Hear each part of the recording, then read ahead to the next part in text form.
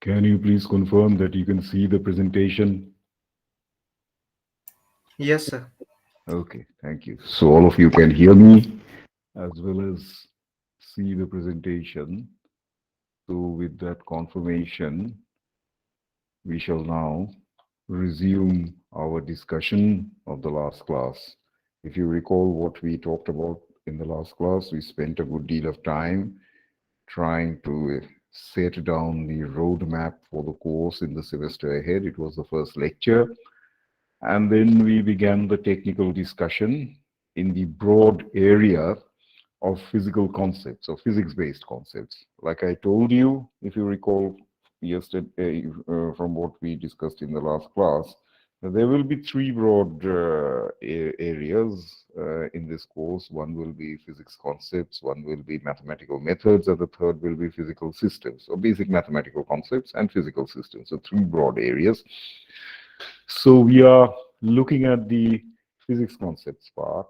So you will be provided notes in all these three areas separately. I'm cleaning up the old Google Classroom preparatory to the finalization of your batch, hopefully next week, by the end of next week. And then you'll all be admitted into the Google Classrooms with all the recordings of the lectures as well as the notes. Anyway, so we were discussing the case of dimensions, scales, and fundamental constants. And when I meant dimensions, what I meant by dimensions was the three physical dimensions of mechanics. It's not the dimensions of space, dimensionality of space, as in one dimension, two dimension, or three dimension. It is not that, but rather the mechanical dimensions of mass, length, and time. We experience the universe around us through these three dimensions. And in this box, we discussed in detail, in this box, I set down the values, typical values over which we are able to appreciate the scale of nature in which we have been placed. So we do not experience nature directly on the scale of the atom. Neither do we experience nature on the scale of a galaxy. We experience nature on a restricted range of the mass dimension, of the length dimension, and the time dimension.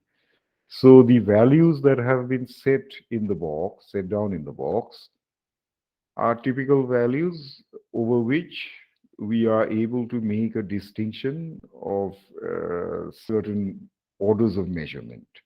We go, we are not able to appreciate the mass of an electron, let us say, and neither are we able to appreciate, we have not been designed to appreciate the mass of a mountain like that. Or we do not experience phenomena that are operating on nanoseconds or picoseconds. And neither do we appreciate phenomena that is happening on a solar lifetime. I mean, these are typical things. Incidentally, do not forget one thing. You are fundamentally made up of atoms and molecules. All of us are, right? So, if you are made of atoms and molecules, and in your body, a whole range of chemical reactions are going on all the time. Chemical reactions are based on electron transfer between atoms. This is basic school level chemistry knowledge that I'm referring to. So, you are dependent on processes that are happening on an atomic scale. Things are moving, electrons are shifting on a picosecond or a nanosecond scale, things like that. Nanosecond scale mostly. So do not for a moment disabuse. I mean, imagine that these things are far removed from your reality. You are going through all these processes. However, from a macroscopic point of view, macroscopic, these are microscopic processes, but from a macroscopic point of view, you will never realize those, I mean, those time scales, right? Anyway, so the question that we were beginning to look at was that why are we trapped in these three in these ranges of the three mechanical dimensions? Why can't we? Just a while ago, I said that you are made up of atoms, and atoms are undergoing chemical reactions in your body on nanosecond time scale. Atoms exist on a length scale of something like 10 raised to minus 10 meter. That is 10 raised to minus 10 or 10 raised to minus 11 meter. That's the Bohr radius of a hydrogen atom. So typically those scales, and yet you don't experience those scales directly with your macroscopic senses. Why not? So, in order to understand that, we have to understand the role of the natural evolution for our survival. Nature doesn't care about how intelligent you are so that you may be able to contemplate the laws of gravity or the structure of the atom or the large scale structure of the universe. Nature's basic purpose, nature is an experimenter. She experiments. Evolution is an experiment, nature's own experiment. When nature is trying this or that, it's all highly probabilistic and accidental, all of them. And then through a certain chain of accidents, different species come along different tracks. So we as the species of human beings have come along a certain track. We belong to the family of apes. We are descended from tree-dwelling ape ancestors. Many other tree-dwelling ancestors have also descended from tree-dwelling species coexisting on this planet alongside us have also descended from the same ancestors. So nature has experimented. Different species have come out from a certain, which one will survive in the long run. So these are all nature's experiments. Let us now try to see certain things. You know that the value of the acceleration due to gravity is 10 meter per second per second. That is a value set by this planet, right?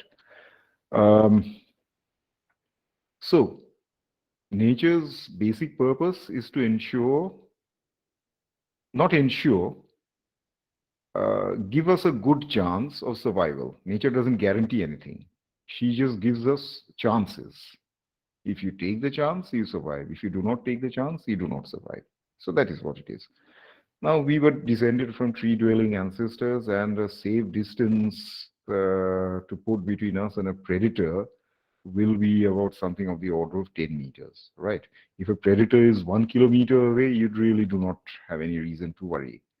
If a predator is 100 meters away, just on time scale, scales of 10 decades, 1 kilometer is 1,000 meter. 1,000 meter away, you see a tiger. Okay, it's not a matter of big worry for you. A tiger is there 100 meters away, you should be a little concerned. A tiger is there 10 meters away, you should be very alarmed. You should be running at a good pace for your survival.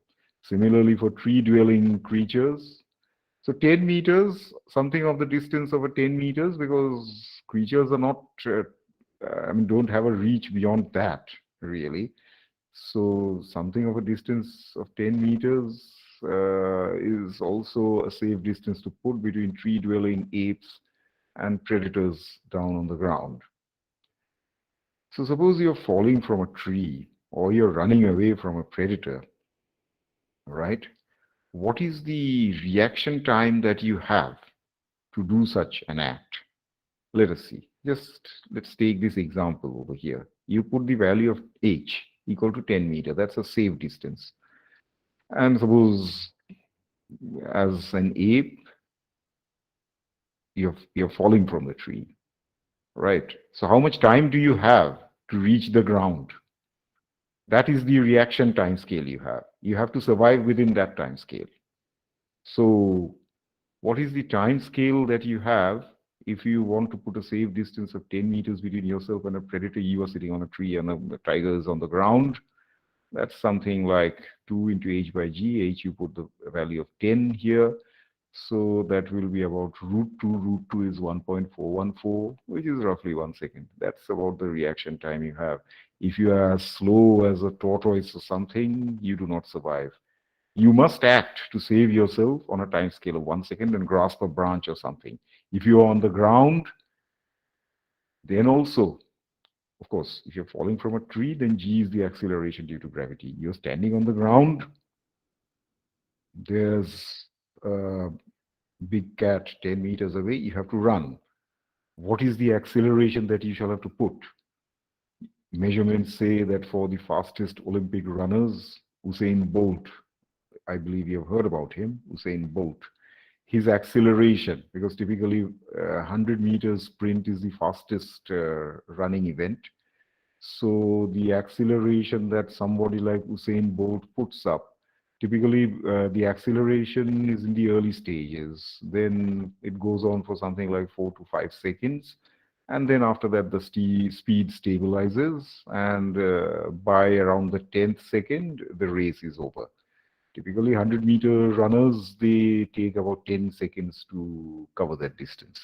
Right. I'm talking about order of magnitude. So for somebody like Usain Bolt, the early acceleration is something of the order of 8 meter per second to 10 meter per second per second. 8 meters per second, meaning per second squared, although you should be, technically this should be written as meter per second instead of meter per second squared, although we write it that way. Anyway, so that's something like 8 to 10 meters per second per second.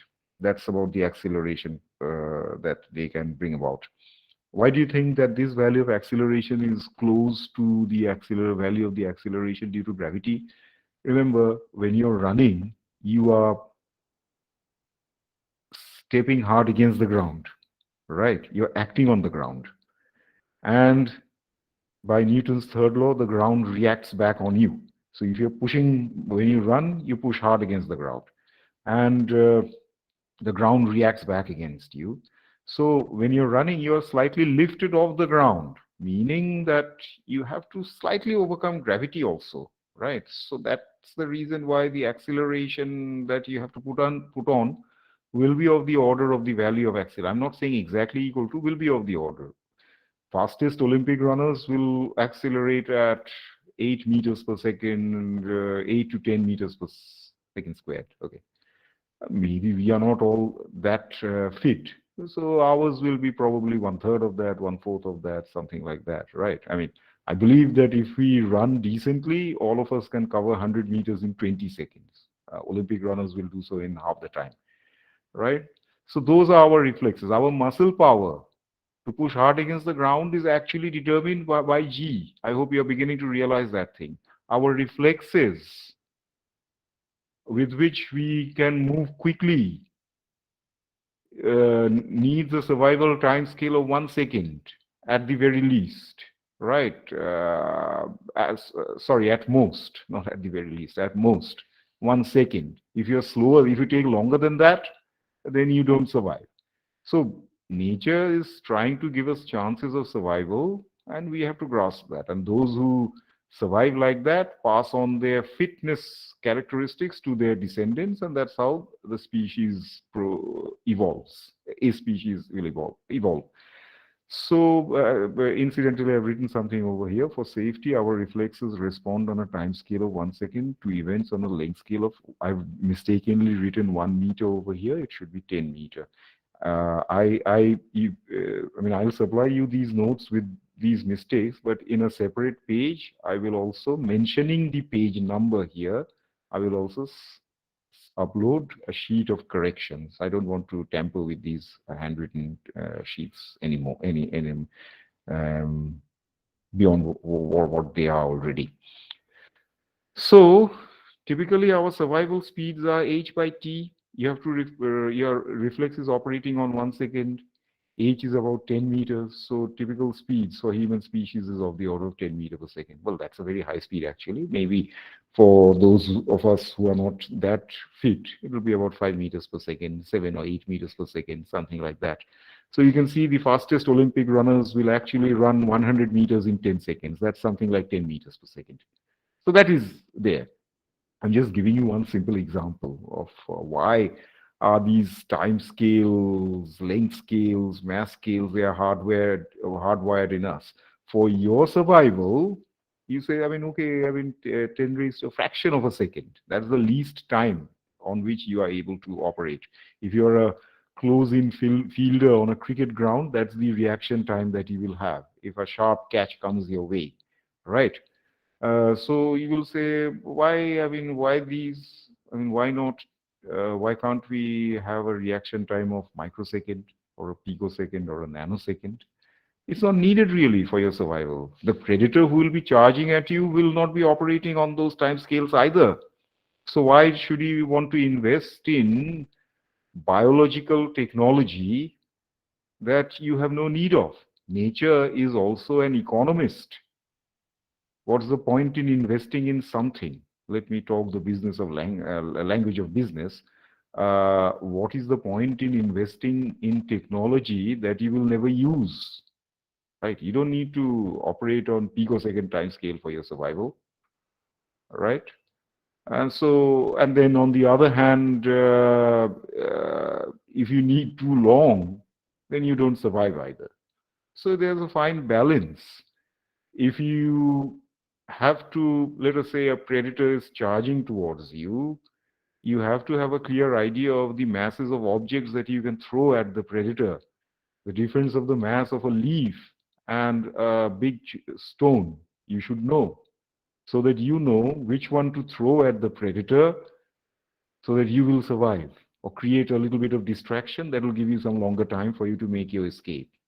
So that is what it is. If you throw a leaf at a charging animal or charging tiger or whatever, there's no point in doing such a thing. So you have to know the difference of those things either. Sorry, is hello?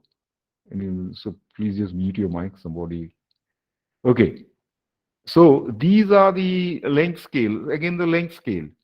You need to you know I mean, with your eye estimation, you need to know the difference, the spacing between you and a predator or a little uh, uh, insect or a little animal that you want to eat or feed upon, little grains, all these things. So your eyesight is designed accordingly. Talking of eyesight, in the last class, I also mentioned something. You have a visible scale in the electromagnetic spectrum. The electromagnetic spectrum extends over a very large range, from gamma rays to microwaves and radio waves, and yet your eyes are designed to see only in the so-called visible range, which goes from 400 nanometers to 700 nanometers. Why suddenly this scale? Why don't you have radio eyes? Why don't you have X-ray eyes? Why don't you have microwave eyes or gamma ray eyes? Simple answer: the way you have evolved as a species, you are day-dwelling creatures. You have to see the world in sunlight. You don't see the world in the night. You're not a nocturnal creature, although technology has enabled you to stay awake till late in the night by creating artificial light and all that. And so the range over which the sun showers the maximum radiation on our planet is within this range of 400 nanometers to 700 nanometers. If you were, try to follow this point a little carefully. If you were living close to a star whose light would be coming in, let us say, the ultraviolet or the X-ray range, predominantly. The sun does send out light in the ultraviolet range or even infrared, radio, and all those things, but they are fractionally, they have a very small fraction. The largest fraction of solar radiation comes within this visible range of 400 to 700 nanometers. Don't forget something: the sun's color is yellow. So red is to one side of yellow, blue is to the other side. So yellow is the predominant radiation with a little bit both ways, left and right. So you see blue and red and all those colors also. So that is the predominant radiation that planet Earth receives. And you are meant to live in daytime or be active in daytime under this radiation. Therefore, your eyes have been designed by nature to capture this much radiation only. You don't need to see things in X-ray or infrared. By the way, I think I did mention in the last class that there are nocturnal creatures, snakes and all that, who do see things in infrared. So you see, but they are nocturnal creatures. Their ecological niches are different from yours. You don't need to see. You're not supposed to be prowling around in the night. Your eyes can't help you see things in the night. Eyes are not designed to see things in the night. Then I told you that bats, nocturnal creatures again, they prowl about in the night, fly about in the night. They see things not with light, but with sound. They detect, they echolocate, send out sound, and then they reflect the sound back from things and see things, so-called see, actually. So you can see that these scales that you have been designed by nature, hardwired by nature into you through a process of natural evolution for your survival. You survive, your species will survive in the long run. If substantial numbers of your members of your species survive, then the species as a whole will also survive, right? That is the way. But why did I discuss this thing? The short answer is that nature is also playing a game on you. She's operating on vastly larger scales. And on those scales, this is the whole point I'm trying to make. You experience nature in your familiar mechanical dimensions of mass, length, and time. These are your dimensions. Nature really does not care much for what you see the world. Nature is completely indifferent towards your preferences, your needs. She will just create opportunities for survival for all of us. It's up to you to take that opportunity. If you don't take the opportunity, you don't survive. If and if members of species do not take up the opportunity, the species as a whole will not survive. And that is what happened on this planet. This planet was not too long ago, not ours, never ours. We are just in circulation for a few lakh years as a species, not even 2 lakh probably, 65 million years ago, this planet belonged to the giant reptiles. So nobody would have thought that one day this planet would be taken over by species like us, and we'll be building houses and planes and roads and all these things, right? So that is the way nature is operating. Nature is operating on vastly large time scales in all three mechanical dimensions: mass, length, and time. So what we see, these values are nothing very sacred for overall, really. From the larger perspective, these values are nothing very sacred.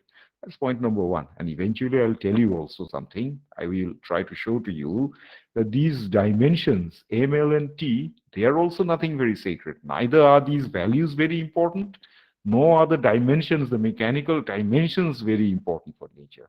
Nature is operating on different scales as well as on different dimensions. Let us now see what are those dimensions, nature's own dimensions. I've written something at the bottom of this page.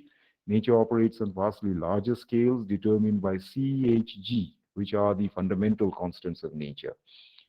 Now, these things, these fundamental constants of nature, they are nature's own dimensions.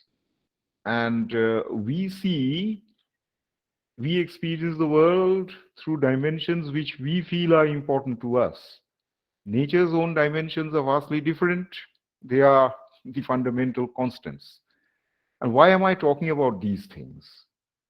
Because ultimately, in your computational physics course, you shall be dealing with problems on very different scales of length, mass, and time. You'll be worrying about problems involving an electron.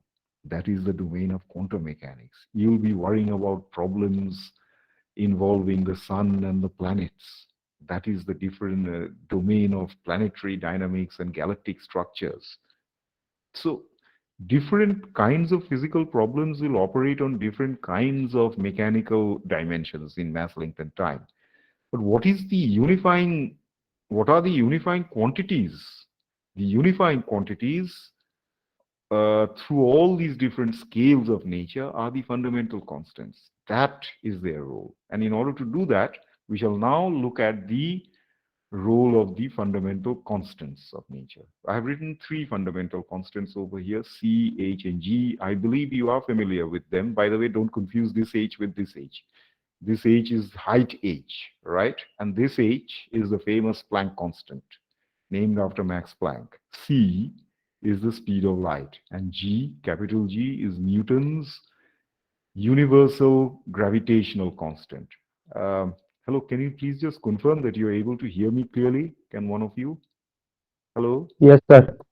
Okay, okay, thank you. Because occasionally there can be issues with the audio quality. Anyway, so as I was saying, so let us now try to see what we can do. We'll look at the idea of the Planck length and the Planck time.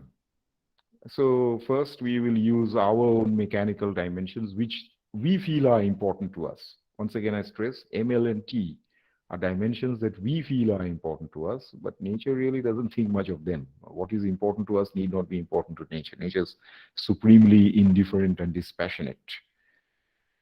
Okay, let us see now. C is the speed of light in vacuum. Speed meaning length upon time. In terms of MLT, its dimensions are L by T, LT raised to -1.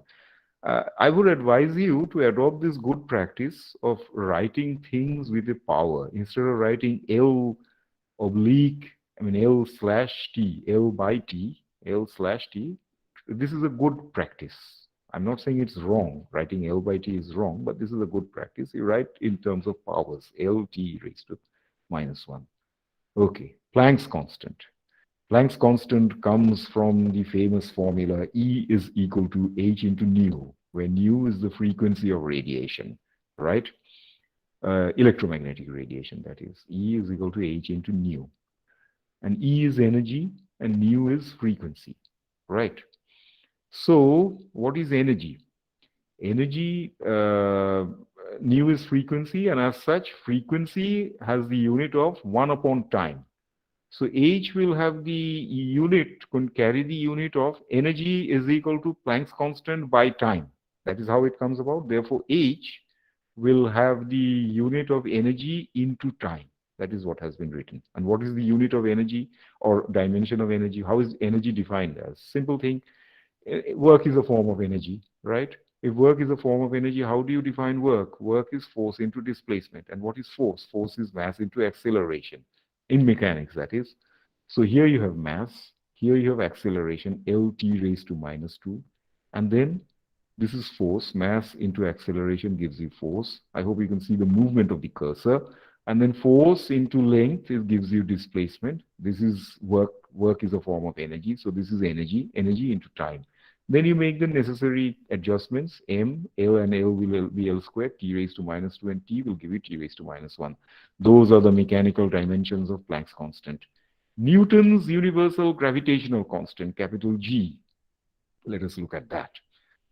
What is the famous gravitational formula? Force is minus G into M1 into M2 by R squared. That is the law of gravitation. If instead of that we write G as the subject of the formula, then it will be F by M1 into M2 into R squared, like that. Let's not worry about the minus sign over here. F is mass into acceleration, force, mass, this LT raised to -2, meter per second, or meter per second squared. That is acceleration. R squared is L squared, M1 and M2. That's, if you have two objects with masses M1 and M2 and they're separated by a displacement of R, then the force of gravitation between the two is given as minus G M1 M2 by R squared, where G is a gravitational proportional constant. So that is what you are doing here. Now you make cancellations. M and M squared will be M raised to -1. L cubed and T raised to -2. So that is capital G. What are we going to do now?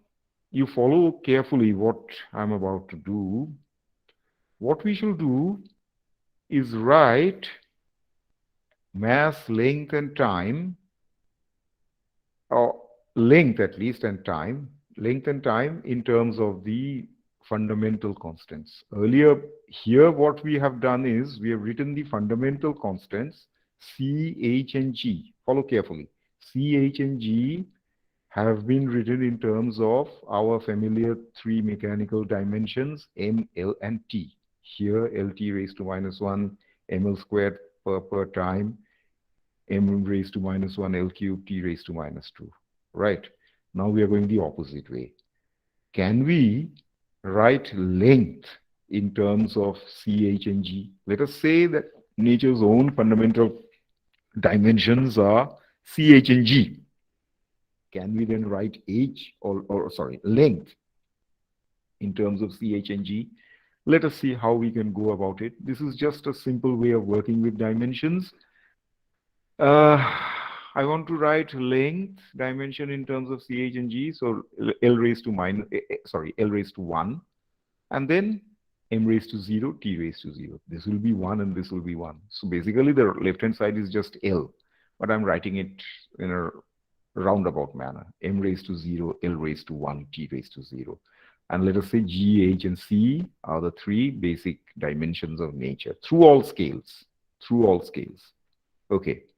So I'm writing g raised to alpha, h raised to beta, c raised to gamma. Now I shall have to balance dimensions on both sides and find the values of alpha, beta, and gamma. So what is g? G is m raised to minus 1, l cubed, t raised to minus 2. Whole thing, g is substituted by these three dimensions raised to alpha. H is m l squared t raised to minus 1, whole thing raised to beta. And c is l t raised to minus 1, whole thing raised to gamma. Next task is for us will be to gather all the indices, powers of the dimensions separately. Let us see how. Here we have m raised to minus 1 into alpha, so it will be m raised to minus alpha. Here we have m raised to beta, so m raised to beta minus alpha. There is no m here. Let us look at L now. There are three L's. L raised to 3 alpha. Then here you have L raised to 2 beta. And here you have L raised to gamma. And then the last thing, t raised to minus 2 alpha. Here you have got t raised to minus beta. And here you have got t raised to minus gamma. The left-hand side gives you m raised to 0, l raised to 1, t raised to 0. So if you balance the left and the right-hand sides, then immediately you will see beta minus alpha will be equal to 0, as written here. And if beta minus alpha is equal to 0, then beta is equal to alpha. Fine. Then let us look at this thing, the time part. T raised to, minus 2 alpha minus beta minus gamma is equal to 0 here. So that is what we are writing. Now, beta is also equal to alpha. Therefore, we are writing gamma in terms of alpha and beta. Gamma is equal to minus 2 alpha minus beta. But beta is equal to alpha, therefore gamma is equal to minus 3 alpha. So both beta and gamma have been written in terms of alpha. Our last task will be to find alpha explicitly in terms of a numerical value. And in order to do so, we look at the last standing quantity. 3 alpha plus 2 beta plus gamma is equal to 1 here. L raised to this thing is balanced with L raised to 1. And that will give us 3 alpha plus beta is equal to alpha. Therefore, we are writing, so 3 alpha plus 2 beta plus gamma is equal to 1. From that, we are writing 3 alpha plus 2 beta. I'm writing beta is equal to alpha, so I'm writing 2 alpha minus, so gamma is equal to minus 3 alpha. So gamma is written as minus 3 alpha. So this minus 3 alpha and this 3 alpha will cancel, and you'll just have 2 alpha is equal to 1. Therefore, alpha is equal to half. As soon as you have alpha is equal to half, knowing that beta is equal to alpha by now, beta is also equal to half. And knowing by now that gamma is equal to minus 3 alpha, gamma is equal to minus 3 halves, 3 by 2. So alpha is equal to half, so minus 3 by 2. So with these exponents, what did we start with? We said that length should be written in terms of g raised to alpha, h raised to beta, c raised to gamma. We find that alpha is equal to half, beta is equal to half, and gamma is equal to minus 3 by 2. So length dimension is written as g raised to half, h raised to half, g is alpha, h is beta. G raised to alpha is g raised to half, h raised to beta is h raised to half, c raised to gamma is c raised to minus 3 halves. This is a particularly important quantity that we have got. Let us write this thing. G raised to half, h raised to half, c raised to minus 3 halves could be written as hg by c cubed, whole thing square rooted. This quantity that we have got is known as the Planck length. We have obtained this through dimensional arguments. Now we shall try to see what its value is and try to understand its possible physical implication. Let us now try to see. So in the SI system of unit, which will be our regular system of unit, SI system, in the SI system, G has got the value of 6.67 into 10 raised to minus 11. SI meaning meter, kilogram, second. C has got the value of 3 to 10 raised to 8 meter per second, which is the SI unit. And H is equal to 6.626 into 10 raised to minus 34 joule second, right? SI unit again. So with these values, we try to find out this length known as the Planck length, named after Max Planck. Let's see. Put these numbers in an order of magnitude sense. You can do some cancellation and all that stuff. And you'll find that this thing is a very small length scale of 10 raised to minus 35 meter. Okay, as soon as you have a length scale, then can you find a time scale? Well, yes, you can. Time and length are connected to each other through speed. Velocity is length per time. We have a standard scale for speed, universal scale for speed in the universe, which is the speed of light in vacuum. So we have manufactured a length scale known as the Planck length.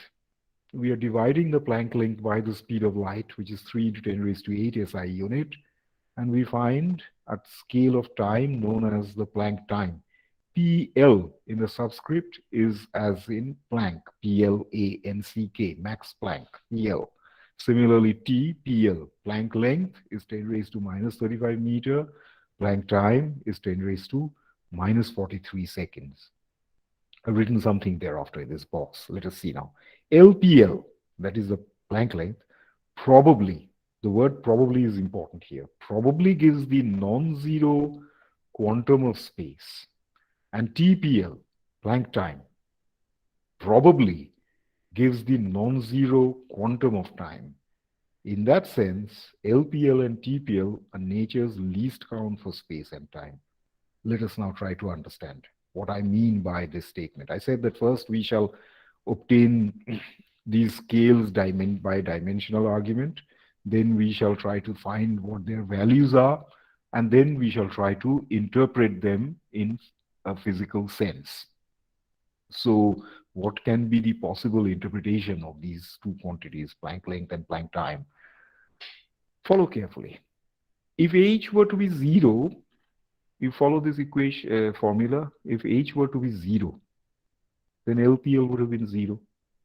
But H is not 0. It is a very small number, 10 raised to minus 34 on our familiar scales of nature. What do you mean by on our familiar scales of nature? Meaning on the scale of nature where energy is measured in terms of a joule, 1 joule, 2 joules, something like that. The unit of Planck's constant is joule second, right? A second is our chosen system of unit. Why do you think a second is our chosen system of unit? Because that's probably the time scale on which your pulse beats. So a doctor would measure your pulse. Don't forget something. In the British system of units, you have foot pound second. This name foot is quite self-suggestive of its origin. You measure length scale or set down length scales using the human limb as a scale. You set down your unit using human limbs as a scale. You say 1 arm's length, 1 foot, a yard. These are the British system of units, right? Nobody uses them. I mean, we don't use them. We are not to use them. But as you can see, these units of second, foot, meter, these are defined by us. Similarly, the joule. Joule is our chosen system of unit. 1 joule, 2 joule, that's like that. So on our scales of nature, Planck's constant is a very small number, 10 raised to minus 34. Viewed from our scale of nature, that is. It's a very small number, 10 raised to minus 34. But it's still a non-zero number. Had it been zero, then the Planck length would have been zero. What is this non-zero but small number trying to tell you? Planck's constant, follow this point a little attentively. Planck's constant gives a minimum non-zero quantum of everything. For instance, the idea of Planck's constant came with the non-zero quantum of energy, E is equal to h nu. Radiation occurs on, with a quantum of minimum irreducible quantum of energy packet, which is known as a photon. And what is the value of that energy? H into nu. That is Planck's quantization of radiation, so to speak. Charges, for instance, have a minimum quantum, and that is the electron. Similarly, magnetism has got a minimum quantum, that is a magneton.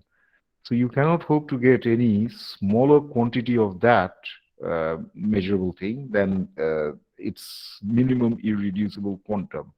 The question is, do space and time also have a quantum, minimum irreducible quantum? Electron, you can visualize maybe a packet of energy, a photon, minimum irreducible quantity of energy that you can visualize, maybe a magneton, like in electromagnetic theory, which you studied just in the last semester. You would have studied electron, magneton, all those quantities, things about like that.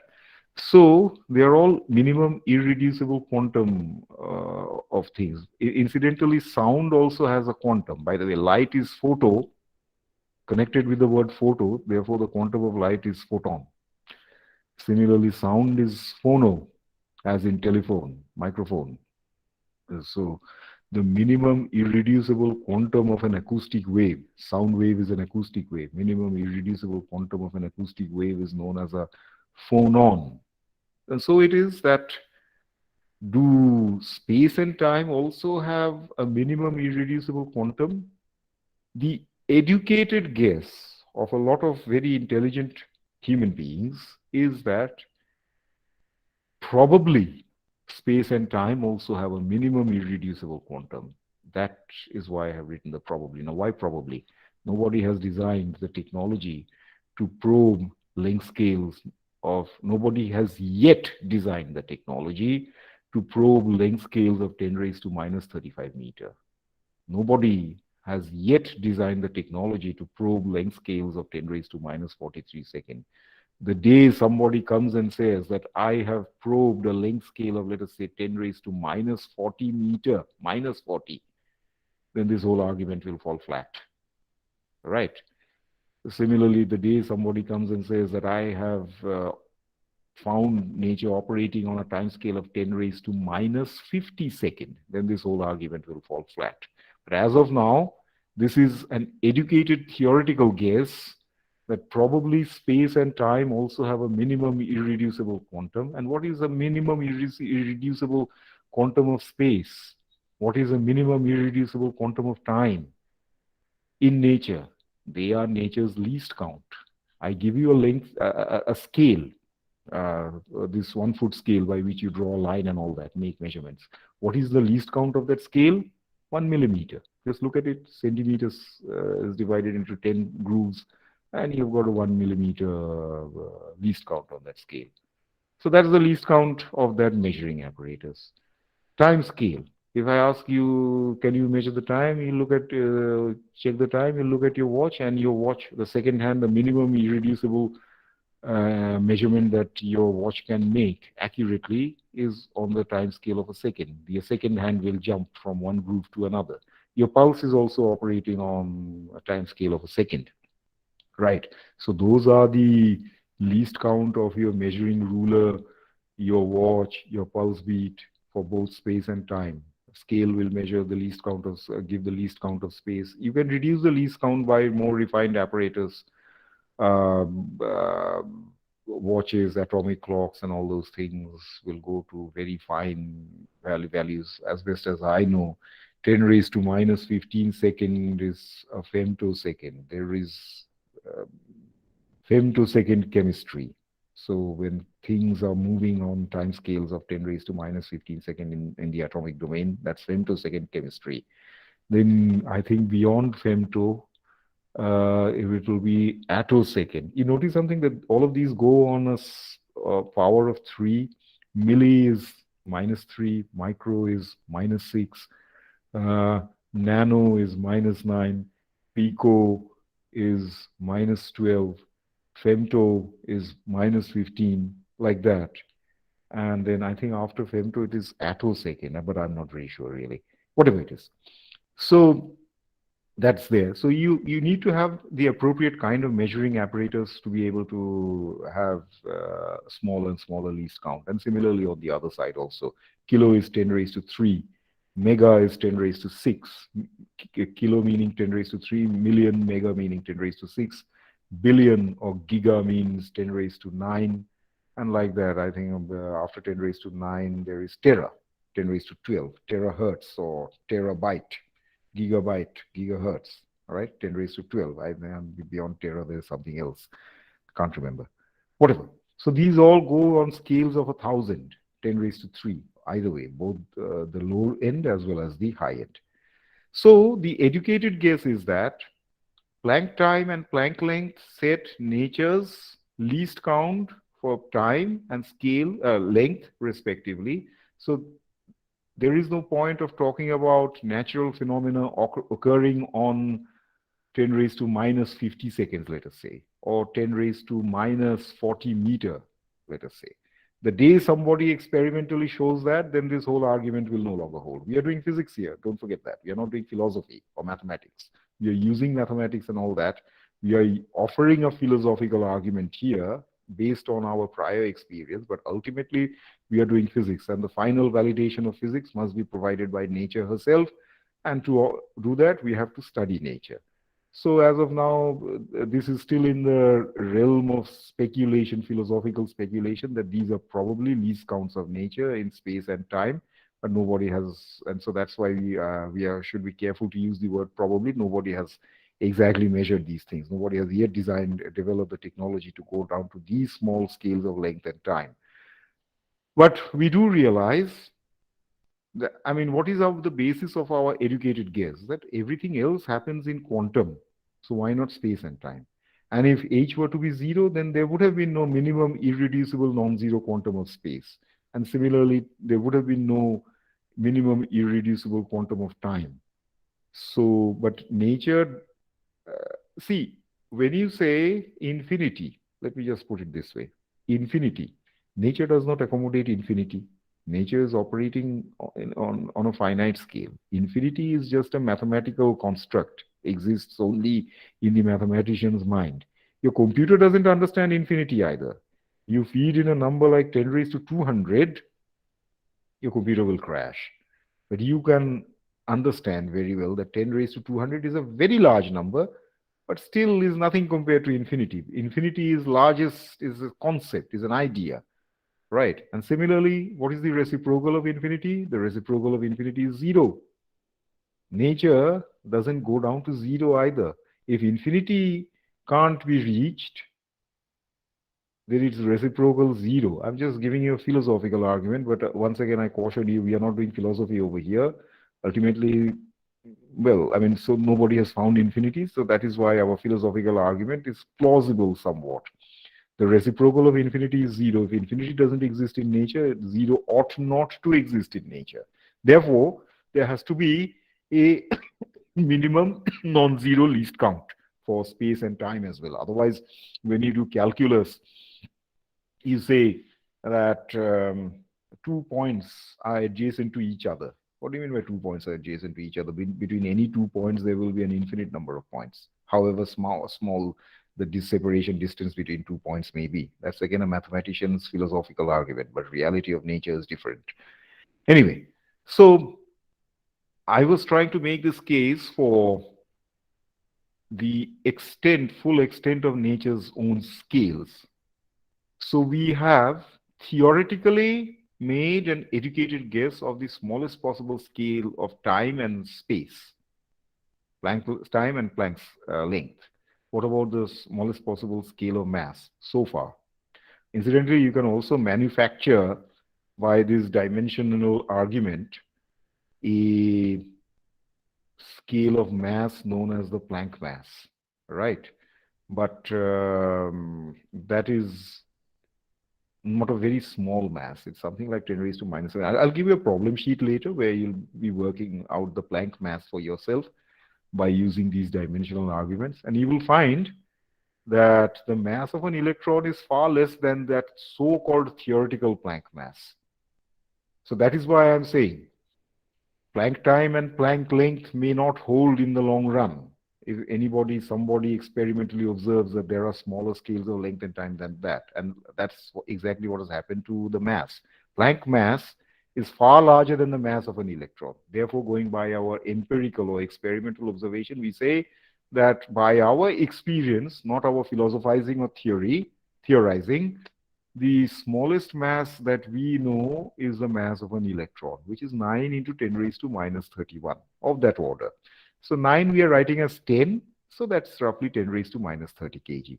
There are things like quarks and all that, which have a finite small fraction, 1/3 of the mass and of these things, but let's not get into all those difficult things. The order of magnitude is going to be of the order of 10 raised to minus 30 kg. So that's the smallest mass known so far, 10 raised to minus 30 kg. So mass of an electron, which is an experimental quantity, experimentally known quantity, the Planck length, which is a theoretically guessed, conjectured quantity, and Planck time, which is once again a theoretically conjectured quantity, set the lower limit of nature's scale in mass, length, and time. What about the upper limit? We have discussed for ourselves that this is the lower limit and this is the upper limit by our experience. Now we are contrasting that with respect to the background of nature's own scale. So that is the point that I'm trying to establish. We have seen the lower limit of mass, length, and time on which nature herself is operating. Now we'll look at the upper limit. What is the upper limit? The upper limit of nature's scale is the mass of the universe itself. We do fondly hope that there is nothing greater than the universe itself. So the largest scales of everything is on the scale of the entire universe. So we have the mass of the universe, the age of the universe, and the spatial extent of the universe. All, you can see M, L, and T, all in the dimensions of M, L, and T. So those are the upper limit. Now let us try to guess some numbers. I'm just supplying some values. You know that the mass of a proton or a neutron is about 1,000 times greater than the mass of an electron on a scale, right? So an electron has got a mass, actually 2,000, actually 1846 times. The mass of a proton or a neutron is 1846 times the mass of an electron. So that's roughly 2,000. We'll not worry about the 2, we'll say 1,000 times. So mass of an electron is 10 raised to minus 30 kg. Therefore, the mass of a proton or a neutron is about 10 raised to minus 27 kg, 1,000 times into 10 raised to minus 30. I'm supplying you a number. The number of protons or neutrons, these are known as heavy particles, baryons, that go into constructing a nucleus. Protons and neutrons in the universe, their number is estimated to be of the order of 10 raised to 80, 80.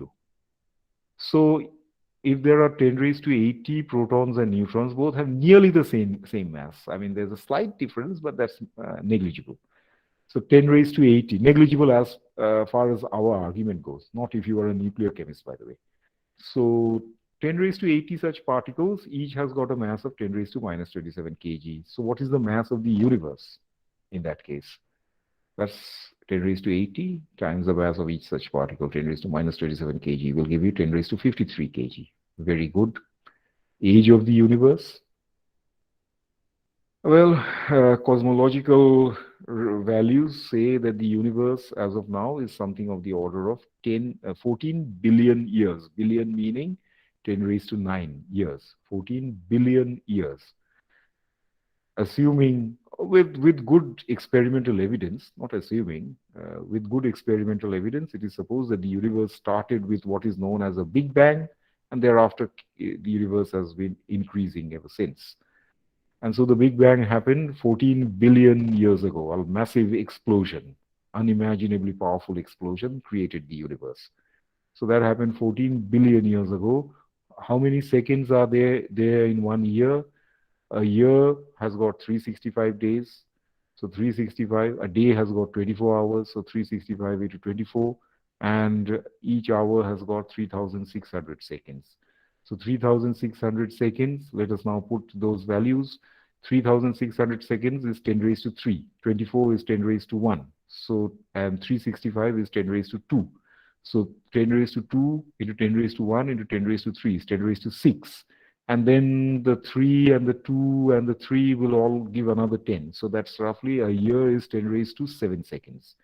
So 10 raised to 9 into 14 will be 10 raised to 10 years of that order of magnitude, into 10 raised to 7 will be 10 raised to 17 seconds. That is the age of the universe scale. Not exact number, but on the order of this thing. And the span of the universe, very simple. You've got a time scale multiplied with a universally valid scale of velocity, c to 10 raised to 17. So c is 10 raised to 8, 3 to 10 raised to 8 meter per second. So 17 plus 8 will give you 25, 10 raised to 25 meter. So the mass of the universe is 10 raised to 53 kg, the age of the universe is 10 raised to 17 second, and the span of the universe, length dimension of the universe is 10 raised to 25 meter. Put these things on a table, the full scale of the universe. I hope you can all see the table. Please confirm that you can see the table. Hello? Yes, sir, it Yes, is. sir. Okay. Try to follow what is going on over here. ml and T. Mass of the electron, Planck length, Planck time. Lower end. Higher end. Mass of the universe, age of the universe, length of the universe, 10 raised to 25, age of the universe. Just see the difference. Difference is something like mass-wise, it's about 80 orders of magnitude. 53 minus of minus 30 is 83. I'm just writing in round figure, about 80 orders of magnitude. 25 minus of minus 35 is about 60 orders of magnitude. 17 minus of minus 43 is about 60 orders of magnitude. That is the scale over which the universe is very likely operating. Nature herself is very likely operating in her full glory. Not just planet Earth, not just the electron, not just your body, not just the trees or the rivers and the mountains and anything, but from the minutest nucleus to the full universe itself. That is the scale on which nature is operating. And here, drawn within this circle, this oval, is the scale over which you experience the universe. 3 minus or minus 1 is 4, 4 against 60. 4 minus or minus 4 is 8, 8 against 60. 2 minus or minus 3 is 5, 5 against 80 or 83, whatever. So you can see the physical laws. Example, Newton's law. You experience Newton's law very well. How? See an apple falling off a tree, the famous story of Newton seeing apple falling off a tree. You throw a tennis ball upwards and towards the sky, it will come down. So you're experiencing Newton's law through your senses, right? The electron doesn't experience Newton's law. That's hopelessly weak over there, by the way. So the physical laws, example, Newton's law, by which we understand the universe is in the middle scale. We understand Newton's law, the universe, through this middle scale. We have established physical laws based on our experience of these middle scales. Very important thing now, need not be applicable on very small or very large scales. You have got Newton's law of universal gravitation. Universal gravitation is still okay. You've got Newton's law of mechanics. Every object tends to be at rest in a or uniform motion along a straight line unless an external force is acting on it, and force is proportional to mass into acceleration, action, reaction, all these things. These are things that you have understood on the basis of your experience of nature, but trapped only within this scale. Where's the guarantee that those things will operate here at the low end? Where's the guarantee that those things will work over here at the high end? There is no guarantee, and indeed it doesn't. At the low end, which is on the very small scale, the universe is operating by the laws of quantum mechanics, which you shall have to study in due course as a part of this course. At the high end, Newton's laws, so the universe is operating according to Einstein's special and general theories of relativity, which extended Newton's mechanical laws by bringing in questions of the universality of the speed of light. So quantum mechanics at the low end, Einstein's general relativity at the high end. In between, within these dimensions, you have understood understood the mechanical universe in terms of Newton's laws. So that is the whole point. The middle scales in which we live give us physical laws by which we appreciate the operation of nature. But then the way we appreciate the laws through which we appreciate the operation of nature need not be applicable on the small length scales. There you have quantum mechanics. The electron is a wave and all that. Louis de Broglie, on the scales of galaxies and the far end of the universe, you have Einstein's general theory of relativity, or Einstein's relativity, broadly speaking. So that is the point I hope you have appreciated. Now we shall move towards, and so these things, they're not completely disjointed. It doesn't mean that the small end is completely disjointed from the high end of the universe. Although quantum mechanics is holding on the small end and Einstein's relativity is holding on the high end, you don't worry about the physics of the universe from a quantum mechanical point of view, the way you solve Schrodinger's equation, or you imagine the electron to be a wave and all that. Nevertheless, there are certain unifying things running through these vastly different, these limiting scales, one at the small end and one at the high end. What are those unifying things, unifying quantities? Those unifying quantities are these three things, C, H, and G. Therefore, we shall now have to look at these these quantities. Physical implications of the fundamental constants. Let us try to see. I'll just be making some statement. These, I'm not getting into any complicated derivation, because for that you'll have to study Einstein's special theory of relativity, which is offered as, incidentally, as an elective to your senior classes, but not now. But we'll just draw the main conclusions, look at the main conclusions without getting into their derivation. So let us look at the main conclusions regarding the physical implications of the fundamental constants. So this is entirely the doing of Albert Einstein. Right, let us see. The speed of light in vacuum, c, is a fundamental constant. What are its implications? First thing, very important, it is invariant through all reference frames, regardless of their relative velocities. It is a universally fixed quantity. You'll say, what do you mean by that? Let us see. I've written something over here. First, let me read it out. If a reference frame moves with a velocity v, that is, let us say, a train coach, with respect to a fixed frame, that is, let us say, the railway platform. And if an object moves with a velocity u prime with respect to the moving frame, then the velocity of the same object measured in the fixed ground frame is given by this formula. Let us try to understand this formula. Let us try to understand this whole physical scenario. You have gone to the rail station to see a friend off in a train. So the train is moving, you are standing on the platform and you're watching the train move out of the rail station. And your friend is walking down the corridor of the train in the direction of the train motion of the train. So as far as your friend is concerned, follow this point very attentively. As far as your friend is concerned,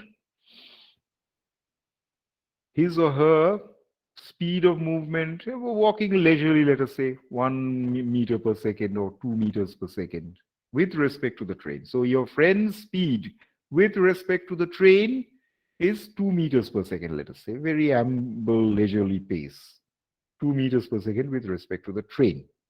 But you are standing on the ground. What will you measure your friend's speed to be? It will be your friend's speed with respect to the train plus the speed of the train with respect to your fixed platform at where you are standing.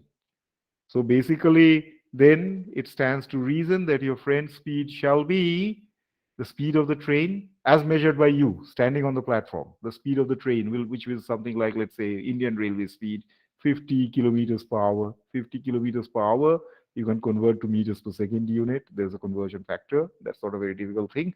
So 50 kilometers per hour plus the speed with which your friend is walking, with something like 2 meters per second. So you can just unify the units, I mean, standardize the units, and you can get a value of the speed with which your friend is walking.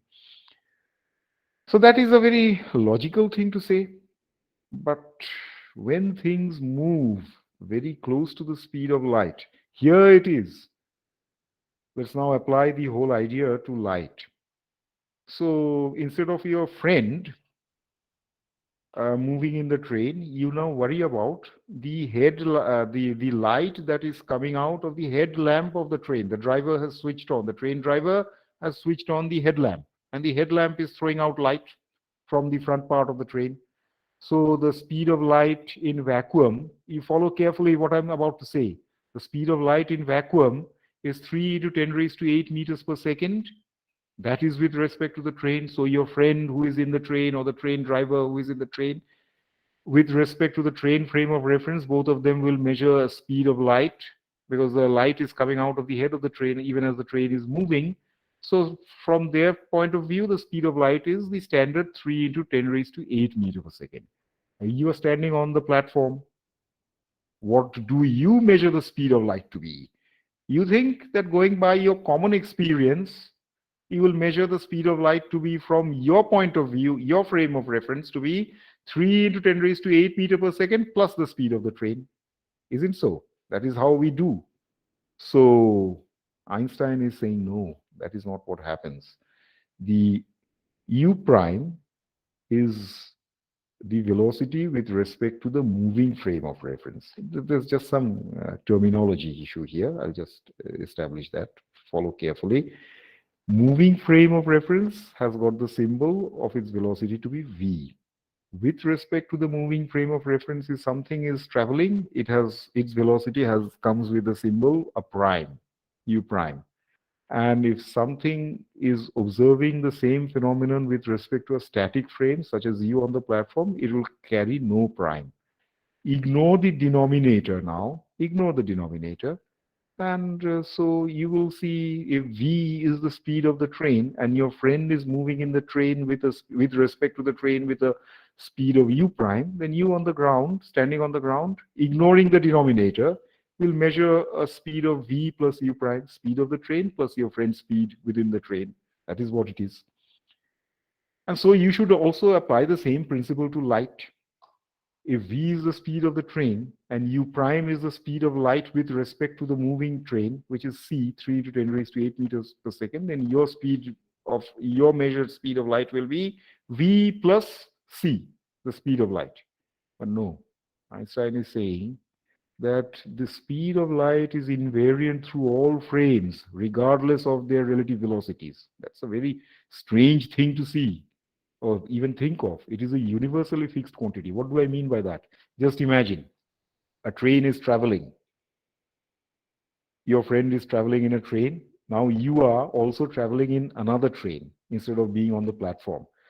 Both of you friends are traveling in the same direction in two different train coaches running parallel to each other.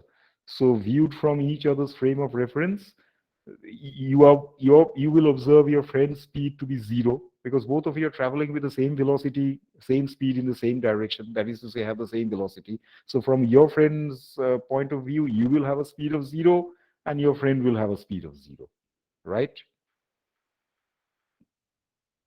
But if you extend this train argument to light, then you will say that, so by extending this whole train argument to light, if instead of traveling in a train, both of you are traveling on light, let us say.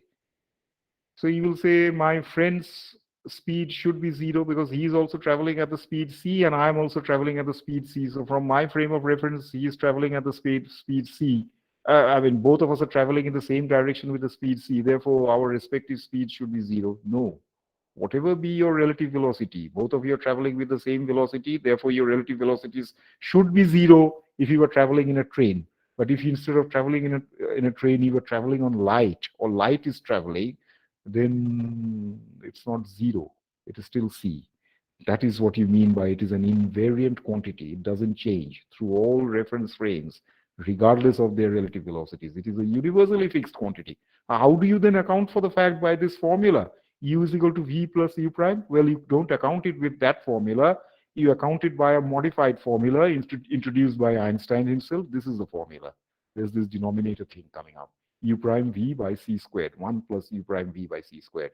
The relativistic velocity addition formula. All velocities are in the same direction. Now, how do you ignore this thing? Your normal scales, the scales in which you see things to move. What's the fastest speed that you can think of? Probably the speed with which the booster rockets lift spacecraft outside of Earth's gravity, right?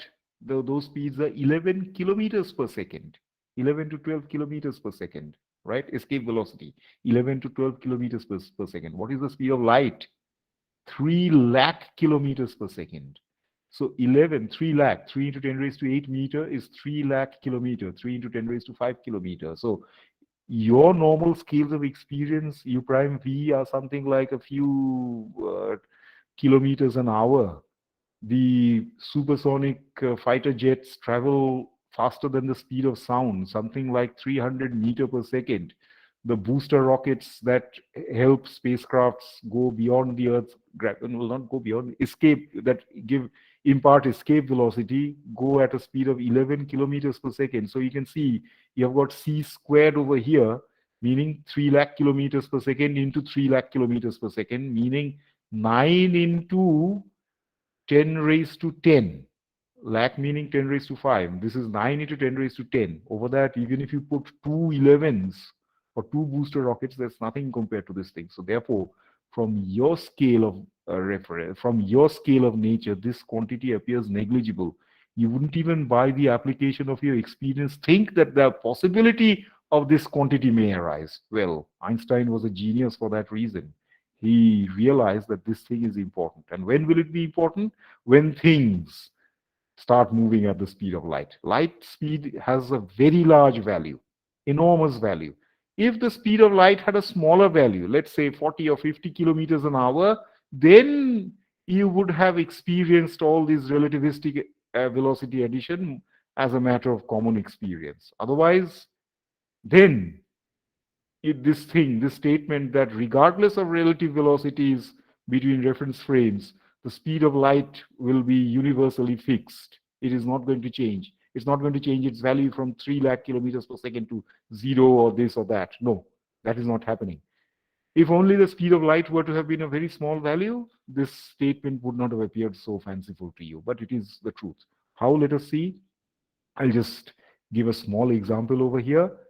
Train travels with velocity v.